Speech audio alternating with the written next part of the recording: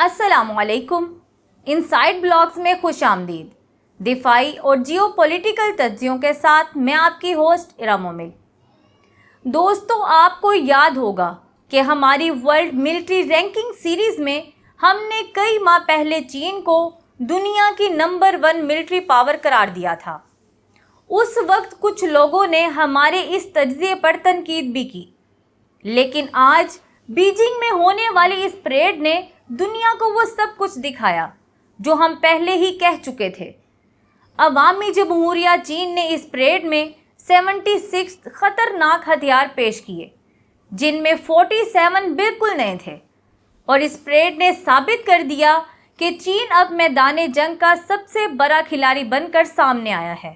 امریکہ اس parade کو دیکھ کے بے چین ہو رہا ہے، اور ہونا بھی چاہیے، کیونکہ چین نے عملی طور پر یہ کر دکھایا ہے کہ وہ اب سپر پاور کو چیلنج کر رہا ہے۔ Hyper sonic missile, mobile launcher اور جدید فضائی اور زمینی نظاموں میں چین واضح برتری حاصل کر چکا ہے، جبکہ امریکہ کے کئی منصوبے ابھی ابتدائی مراحل میں ہیں۔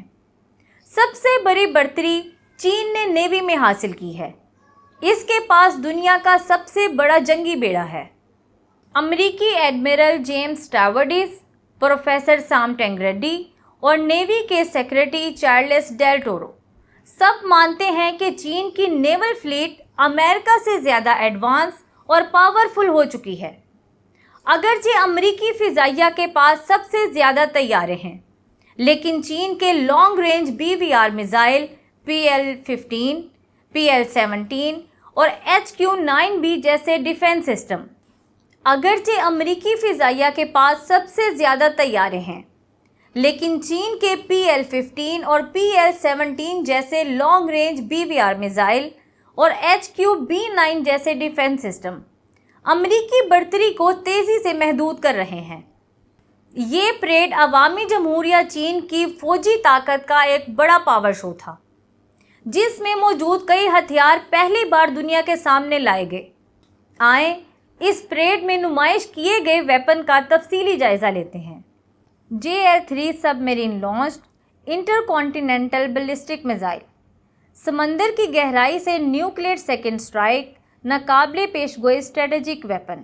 DF-17 hyper sonic glide missile, super fast اور مینووریبل میزائل جو ڈیفنس سسٹمز کو بائی پاس کر کے درستگی سے وار کرتا ہے۔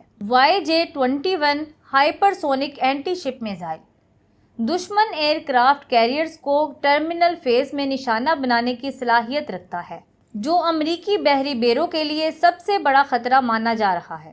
J-20 اسٹیلتھ فائٹر، جدید اسٹیلتھ اور BVR ڈومیننس کے ساتھ ایئر سپیریئرٹی پلیٹ فارم۔ GJ-11 اسٹیلتھ UCAV، بغیر پائلٹ اسٹیلتھ بمبار جو ہائی ویلیو ٹارگٹس پر ڈیپ اسٹرائک کے لیے ڈیزائن کیا گیا ہے۔